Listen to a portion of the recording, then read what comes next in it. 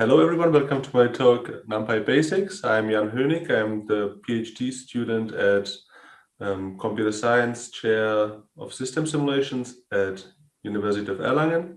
And today I will be talking a little bit about Numpy Basics. First things first, the whole presentation is inside this GitHub repository, and you can simply click on the binder launcher. It takes a few moments.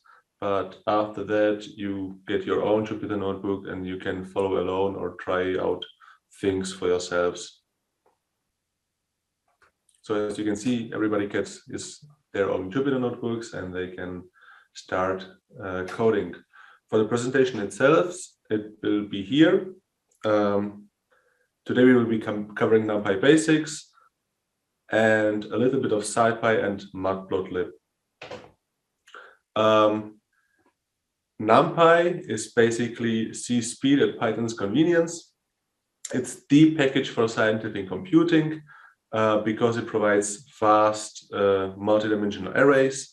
And the main reason we use it is because other scientific packages use it as well, like Scipy, matplotlib, OpenCV, TensorFlow, and many others. It is just a good basis for anything which has to do with arrays, fields. There exists also drop-in replacement, like for CUDA or for the NSE accelerators. This talk is interactive, which means I will be executing the talk as we go, and which also means that questions, if any, should be asked immediately, because then I can explore it with you right away. The main reason why to use Numpy and not vanilla Python list is the speed. So I'm comparing here two lists and an Numpy array, both of which are 10,000 elements long. I'm just doing a simple power operation, and usually Numpy is faster by 2 or 3 orders of magnitude than normal Python. It depends what you are computing, but the rule of thumb is 2 or 3 orders of magnitude faster. The basis of Numpy is, of course, the ND array. This is the multidimensional array. It has a fixed size. Of course, you can resize it. It costs something, but from the get-go, it has a fixed size. It has also a fixed data type. All the usual data types are supported, like doubles, floats, integers, complex numbers, even strings, and even structs. We won't be covering those today, but you can also have structs in your array. Throughout the talk, I have also included links to the Numpy documentation, which is really great. This is the first point where I also start looking for features I don't know or clarifying anything about Numpy. First things first, we need to create the arrays. So that's why we will be discussing array creation. The simplest way how to get Numpy arrays is just providing a list, plain old Python list, to the NP array function, which then creates the Numpy array. As you can see, the data type in this case is integer with 64 bits. This is long in C speak, usually, maybe, depending on your compiler and environment. It's an integer because all of these numbers were integer as well. We have 4 of them, so the size of the array is 4, and the item size is 8 because 64 bits are 8 bytes, and that's the item size computers like to count in. Of course, we can also put in floats. So a Python float is a C double, and that's why Numpy has it as a float 64, which is in C speak it's double. It's also a size of 4. And an item size of 8, since the double has 8 bytes. In the case of mixed lists, Numpy automatically provides the promotion.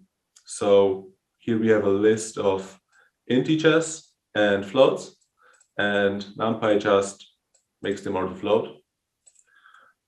We can also fix the data type, so we can specify what kind of data type we want to have.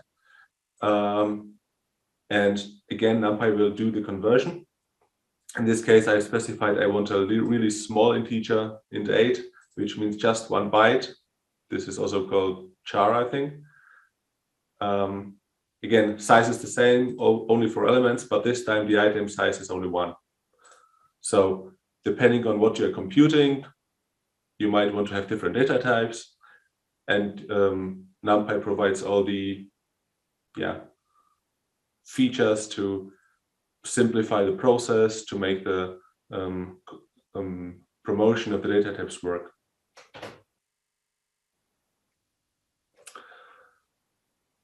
Not always you have a list of numbers like that. You could also use Numpy range and Numpy linspace. What that does is range is pretty similar to Python's range. You have a start, you have an end, and you have a step size, but Numpy's A range can also do floating point numbers, so you have nice floating point steps. Linspace is similar. Here also you have a start and the end, and you are specifying how many steps you want to do.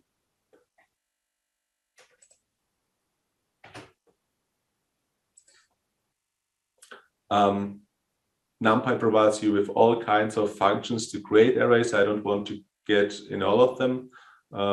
You can do diagonal matrices, you can do the identity matrix, you can do vendor matrices, you can create random arrays, you can create arrays from functions, but the ones we are using today in this talk will be zeros, where you specify the shape as a tuple.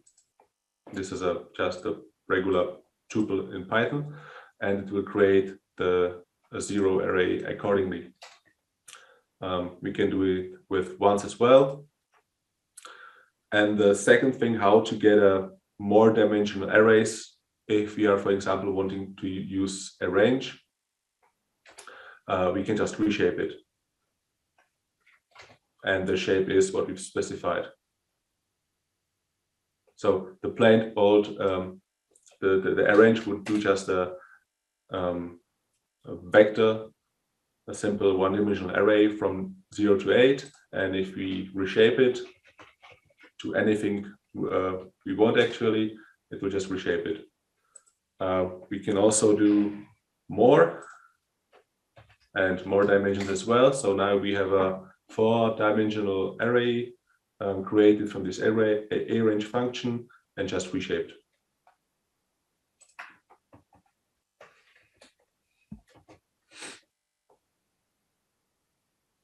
Now, having arrays is all good and nice, but now we want to access them somehow. So yet again, we have our simple array going from 0 to 8. It's a 2-dimensional array. And if you want to access the first element, I mean, this is like I would do in C as well. If C would have a 2-dimensional array, that is, you can just access the first element like that. You can also access the last element. This is done with negative numbers. So if you type in -1, you get the last element of the row and the column. And it doesn't need to be just -1. It could be also -2. So if I want to access the middle, so which means the 4 in this case, I can do it both ways.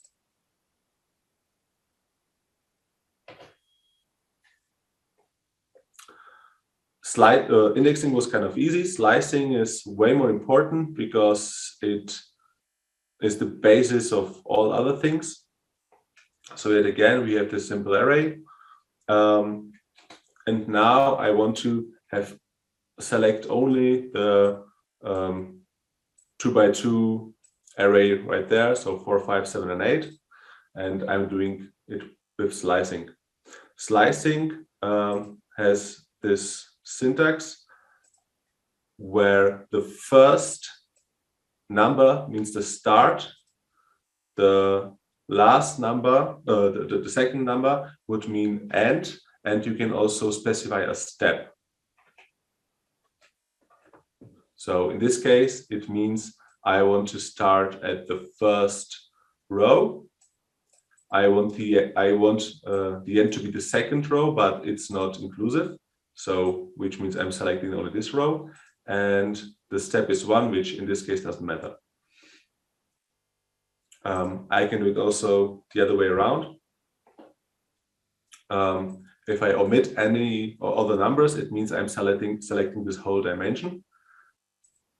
And if I specify just the end, I get only the first column in this case. Since the end is 1, it's not inclusive, which means only the 0th column will be selected. Those are these 3 guys. And thus I have a, it's still a 2D array, but only with 3 elements. You can use also, you can omit the rest of the slicing as well, and then you get the rows as is. And you can also use the stepping, as I've already told you. Here you don't restrict start and end at all. You just want the iteration to be in step of 2, which means only the first and the last row will be selected, since we skip the second step. And we can do it also for the rows. Here, however, we start at 1, which means we select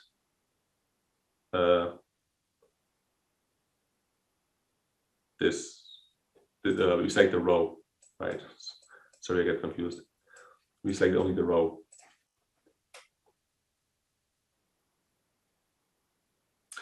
There are also more advanced ways how to access an array.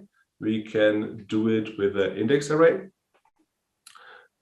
which means that we have basically a list. This is just a list. We can, in fact, use just a list.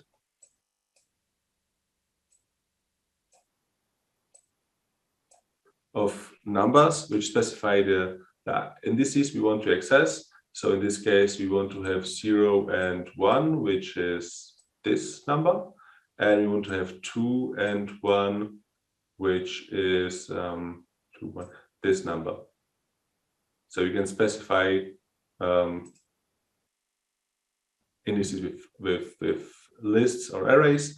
This is in particular useful when you have an algorithm which determines what indices should be updated or should be handled or whatever. Index arrays are a way to do that. Last but not least, there are masks. So what you could do, and I will be covering operations in a moment, but you could check whether an element is, for example, greater than 5. And with this array, you can then select only the elements which you are interested in.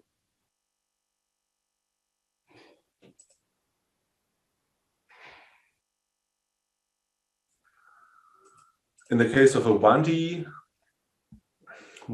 array, of course, you could reshape it. You could tell Numpy to reshape it accordingly. This is the wrong one, of course, like so. And then you have 2 dimensions. But you can do it also with the indices syntax, where you basically say, I want all the numbers, and I'm introducing a new axis. And axis is the Numpy speak for dimensions, if you're thinking it mathematically. The last way how to index stuff in Numpy is the ellipses. since the ellipsis is not widely known, ellipsis is just a Python object. You can use it for whatever you want, and NumPy uses this for a placeholder, and it basically means as many double points as you need. So here we have, in this case, a 4-dimensional array, and I'm interested in the first 2 dimensions, and the third and fourth, I want only the first elements. And this is the same as specifying manually all the dimensions you want to take all the numbers from.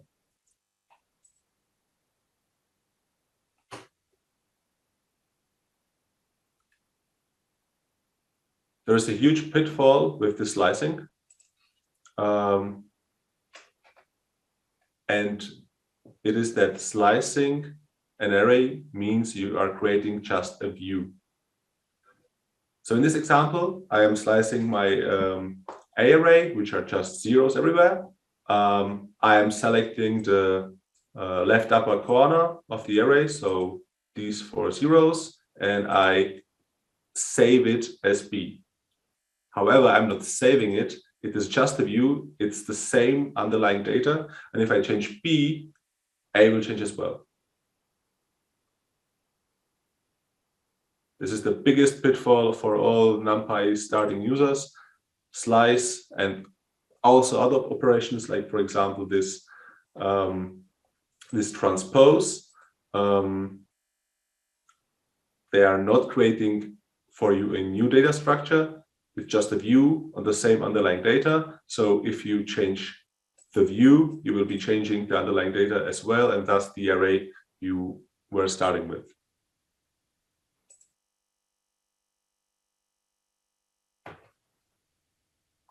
That's why you need to copy arrays from time to time.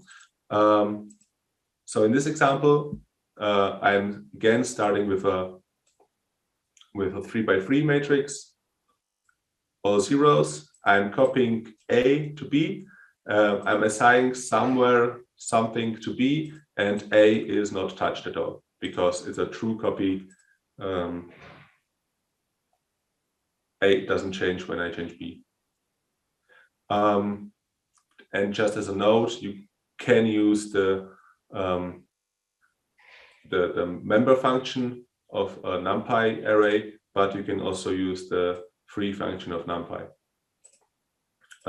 Depending on your coding style, on your application, on your circumstances, sometimes the other one is preferred than the other.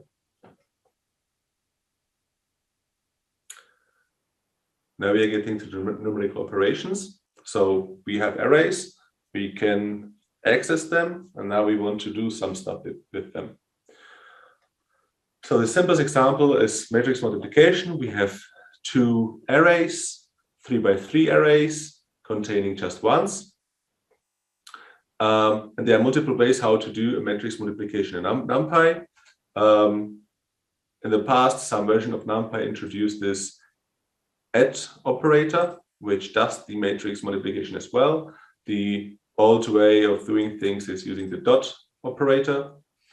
The dot function is for 1D arrays, it's basically the inner product. For 2D arrays, it's a matrix multiplication. And I'm sure it's also defined for high dimensional structures. If you just want the matrix multiplication, you can use also the add. That saves some space.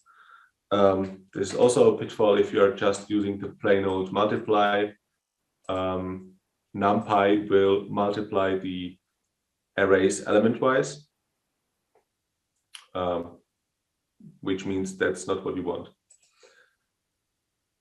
However, element-wise operations are nice, especially for other kinds of functions like cosine, for example. Here I simply apply cosine on each element, giving me this new array in return.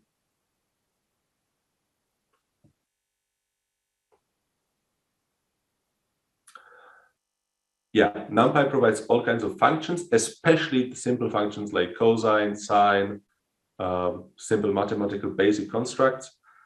I encourage everybody to read the documentation instead of implementing your own functions. Usually they are there, you just need to find them. This has two reasons. First of all, if you implement your stuff you're on your own, you can introduce errors which you don't think about. And second of all is also speed. Your implementation is potentially slower than the implementation Numpy has. So RDFM. On the documentations side,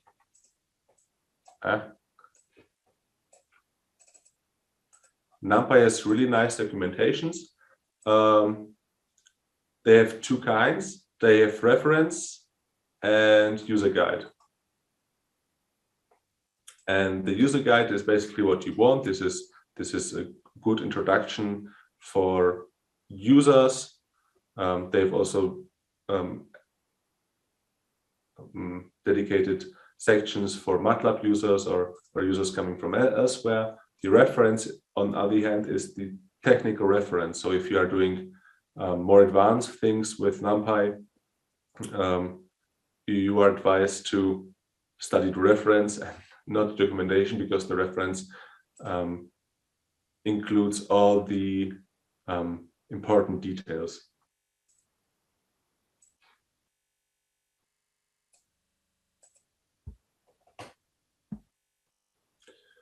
Of course, Numpy also supports reductions. I have here a few. So in our case of an array going from 0 to 8, and it's a two-dimensional array, I can just reduce this whole two-dimensional array into a scalar. I can do summation. I can find the maximal number. I can also do the median. And I can also do logical operations. So for example, here I have an array consisting of booleans, not numbers, but booleans. That's also possible. And I'm asking, does any of the elements of this array have a true value? And if so, just return true. You can also introduce your own reductions. However, this is a more advanced topic I will be briefly covering up later.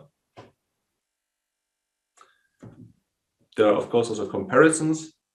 Your regular old equal operator works out of the box. You have also functions for that.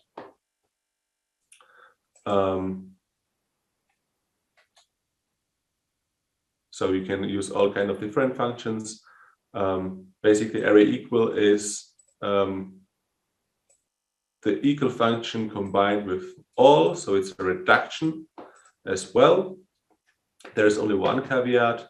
If you are doing floating point numbers, you should never, or almost never, compare with simple equal. For that, Numpy has all close, and all close is a function which compares the floating point numbers, or numbers in general, but here we are interested in floating point numbers, up to a certain degree of precision. Because, for example, if you're implementing an algorithm and you know the solution beforehand, although the algorithm is correct, the values will still won't be exact because of arithmetic errors, which floating point numbers just introduce. And with this all close function, you are just looking if the values are in the same range, so to speak, as your solution. There are also more comparisons. You can also do Boolean logic. Yeah, Numpy provides all kinds of functions.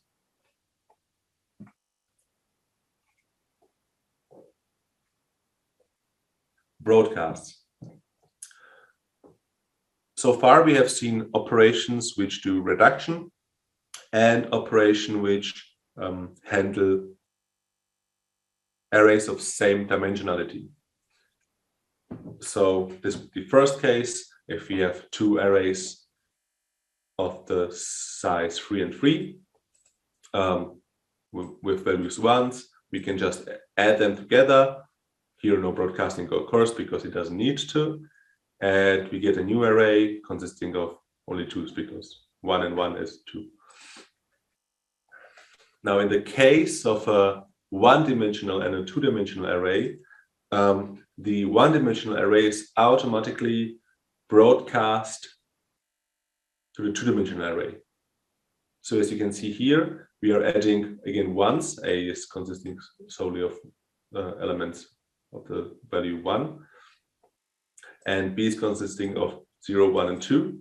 And this 0, 1, and 2 is applied to each column individually.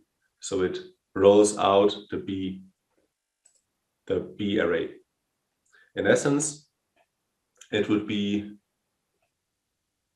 the same operation as if you would add it to a two-dimensional array. So B would be two-dimensional array consisting of 3 rows, sorry, 3 rows, which have those 3 numbers. So we could show it like this.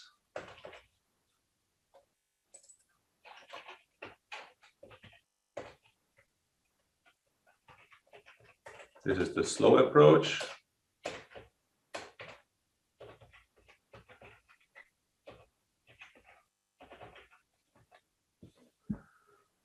So this is what the broadcast actually does. It expands the B array to this two-dimensional matrix, and then it's simple. It just does it as before with two-dimensional matrices anyway. So this is what the broadcast does, and of course you can set up the array accordingly. So we could transform basically the B array into a two-dimensional array with where the first dimension is only of the length 1, and if you use this, then the columns are now rows and vice versa. And if we add this, then now on the B array, we get a two-dimensional array. This might be a little bit confusing. So once again, B is array of this shape. So it's 1 row. This new B is an array, a two-dimensional array with 1 column. And if I add them together, they both get the broadcast, and that's why I have a two-dimensional array with the size 3 times 3. So this is what broadcasts are doing. And now, because it was a really long introduction, we want to do some stuff finally. Please ignore all this code. I will be explaining it in a minute. Basically, what we have here right now is a nice picture of a raccoon. The picture only consists of gray values. The values are between 0 and 256, I believe. So it's a just two-dimensional array. We can handle it as that. And what we can do with it is we can use some kind of blurring. So in this example, we first copy the array because we need a source and a destination array. We do this operation 100 times. And here we use the slicing we learned before. And we are doing a simple Gaussian filter, a simple operation where you make for every pixel the average of its 4 neighbors. And after we do it, we swap our source and destination array and continue in our for loop. Please be advised that this is just an example. The Gaussian filter, or in general convolutions, Numpy has functions for that. So although you could do this slicing, it would be more readable, nicer, and probably faster to just use the provided functions. And that's what the image looks like after the blurring. We can do this one more time. And now the poor raccoon is blurred even more.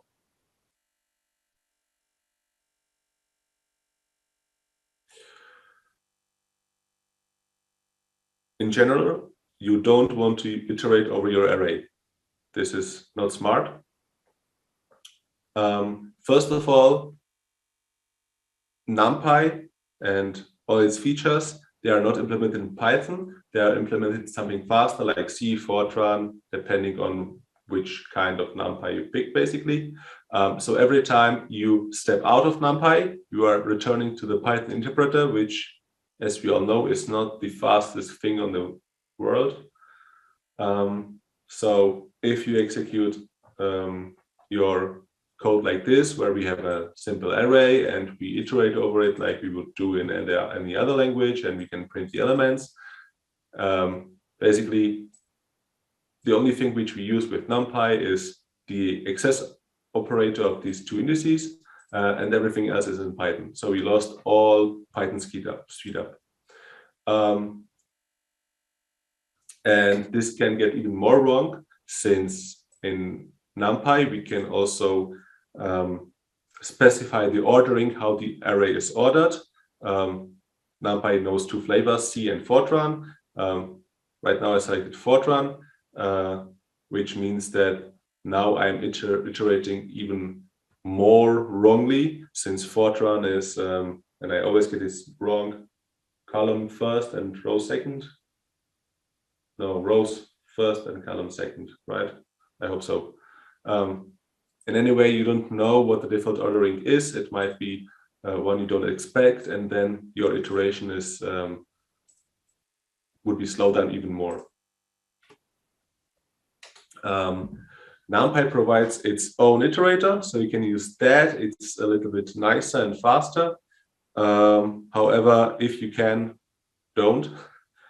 Just use the slicing and the broadcasting. It's much more faster and also much more readable. We have covered a few pitfalls for so far. Now I want to mention a few which hit me a few weeks back.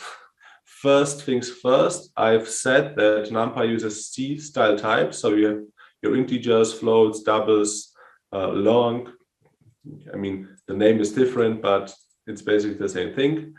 And the cast and promotion behave almost like C would do. And the almost is the pitfall here. So if you take two integers, one with 32 bytes and one with 64 bytes, and you add them together, you would get an integer of 64 bytes. That's logical because we don't want to lose precision or information. That's why we choose to cast to the or to promote the number with the fewer bits.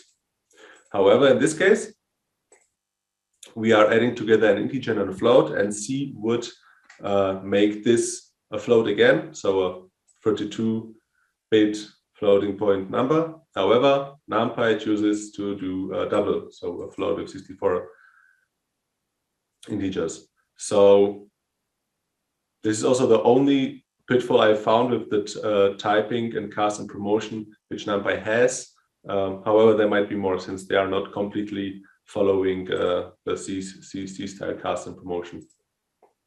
The second thing with types I've discovered is depending on with what numbers you use with, for example, the arange function, the NumPy will create arrays of different D types. This might not be that bad, but just a warning. The second thing which especially Python developers fall into is NumPy can overflow, since behind this is Fortran and C, and they have fixed size integers. In this example, I have just an array of 3 zeros. However, the data type is integer of 8 bits. And if I add 127 to that, everything behaves as usual. But if I overstep, then I have the overflow and I have completely wrong numbers. So this is the second great pitfall of NumPy, especially for Python developers, because the integer in Python is basically can get as large as you want it to have, and no overflows will happen. Yes, few stuffs to avoid in NumPy. This is the reason is NumPy is not particularly young, so there's few things which were implemented in the past which stay in NumPy because of backwards compatibility. However, you should not use them. Here are a few. The most known one is NP matrix. NumPy has an NPA matrix, but nobody uses this. Please just use the plain old two-dimensional array. Nobody expects that you use the matrix. It has even less functionality than the two-dimensional array because of other packages which work with NumPy. There were also mask arrays. We covered this already. You can use the masks as I've showed you. The masked arrays were a way how to achieve the same thing. There were also such a thing as a char array, but nowadays you can use the NumPy multi-dimensional array with Unicode deep type, so basically a string. There are also a ton of things I have not mentioned, simply because of the time and also because I want to briefly cover two other packages. Loading data, NumPy features how to load data, so you have numbers in some kind of list, I don't know, JSON, CSV, you can load it. There are a ton of functionality which I haven't covered, like sorting, getting the unique elements only, rolling, which means shifting the array, which basically rotates around one axis, composition, decomposition, split, stack, yeah, a lot. So please just read the documentation. The NumPy documentation is really, really good. Second package I wanted to show you today is SciPy.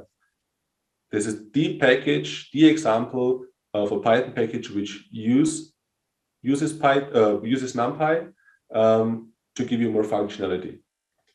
SciPy is basically a collection of algorithms and functions built on top of NumPy.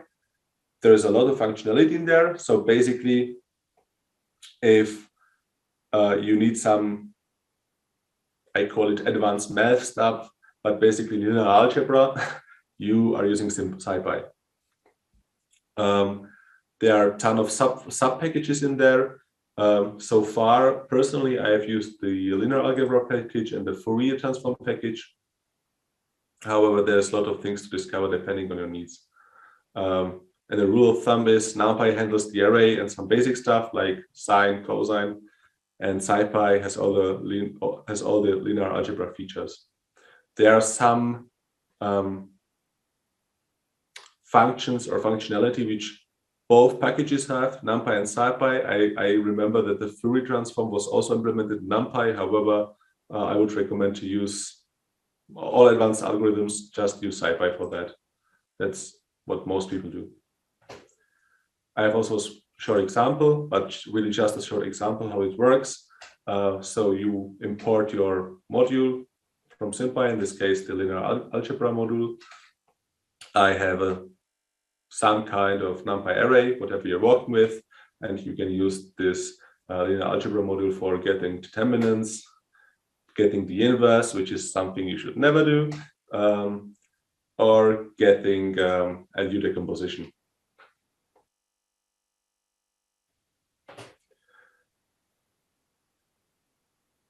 Just a quick note, what is behind NumPy and SciPy, because I was talking that there is C, there might be Fortran. Well, it depends. It depends on what kind of NumPy you get, what kind of libraries you have on your computer. But basically, NumPy and SciPy use Plus and LPEG.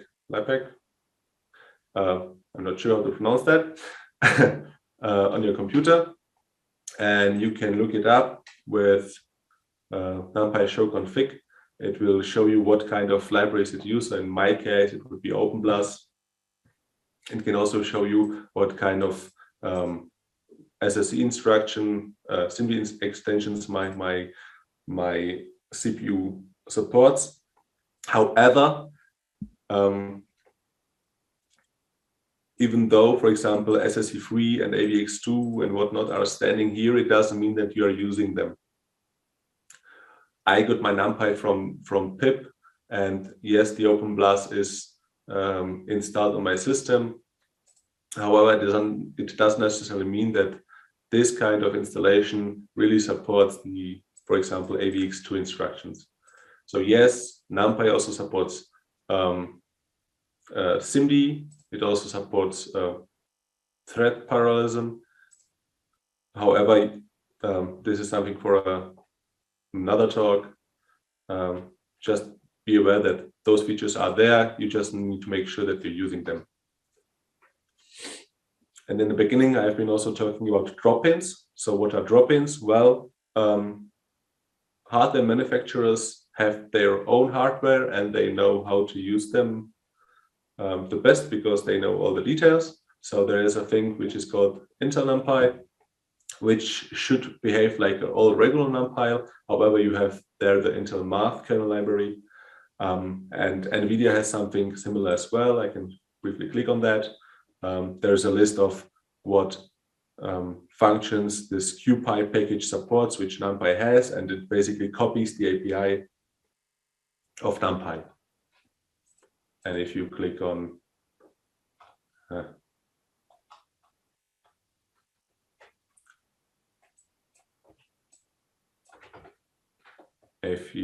I want to just to show you the example so you know what we're talking about. So far I have imported NumPy as NP, and if you want to switch to this QPy package, you could just simply import QPy as NP as well, and then hopefully everything works out of the box. And suddenly you're running on GPU. It doesn't have to be necessarily faster. I just wanted to show you this this feature. The last package I wanted to show you is Mudbloodlip. Matplotlib is a library for creating animations, images, interactive visualizations. And to be quite honest with you, I am not skilled enough to write Matplotlib code just from the top of my head. And my workflow is usually find an example on the internet. And Matplotlib has a lot of examples on themselves. So if you want to plot a histogram, they will have a nice example. And from this example, you can create your own images. That's at least my workflow. I use it, for example, for my lecture or paper where I have to do the plotting. I usually use Matplotlib because with Matplotlib I can set everything up how I want to have it. However, sometimes it gets to be tedious, and that's why there are alternatives. Of course, we are in Python, so there are always alternatives. Depending on what you are doing, you might want to use something else. So there's Seaborn for statistical data visualization, Plotly, Bokeh, which are both interactive, Altar, which is declarative visualization.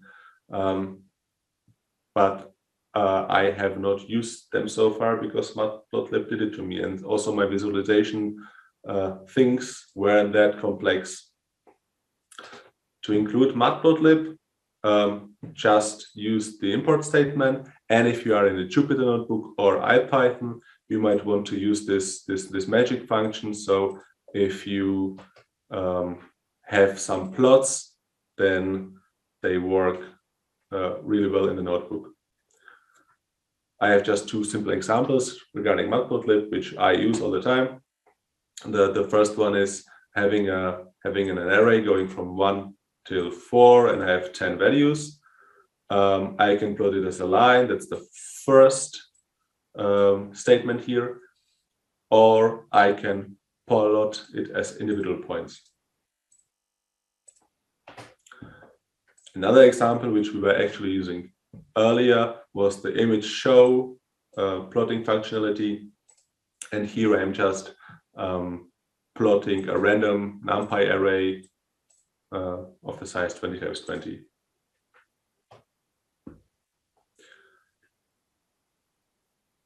Yeah, the last thing I wanted to show you how it works all together. This is actually this was a question in the exam in AlgoKS in this summer, and the question was how to create how to create a picture compression with SVD. So this is what the students had to do in the exam. So we have our trusty picture of the raccoon, and we can simply use, in this case, I'm using Numpy Linarc, but you could also use the SciFi Linarc module to get the SVD, and then I'm cutting the last k values. So I'm just removing them, and those are my two functions which I use. The functions are in Python, but the heavy lifting is done with Numpy and SciPy. And if you want to see that, then as the functions play together, I get a highly compressed picture of the raccoon. And if I allow more values to be stored, I can get a decent picture of the raccoon. So this was it. This was the talk. There are lots of further resources. I have mentioned the documentation of SciPy and Numpy and the Numpy reference numerous times. There are two more things I wanted to show you. The first thing is SciFi Lectures, which I found quite helpful. This is, well, basically this is a book which covers all the necessary information you need to have to use Numpy. There are also nice exercises in there, so I can really recommend it if you are kind of new to Python and new to Numpy. This is a good resource to start. And the second thing I found is if you have already Python scripts, notebooks, and they're working, and you want them to get to Numpy because they're too slow, then this is online reference book, whatever, which you can use to get to faster code.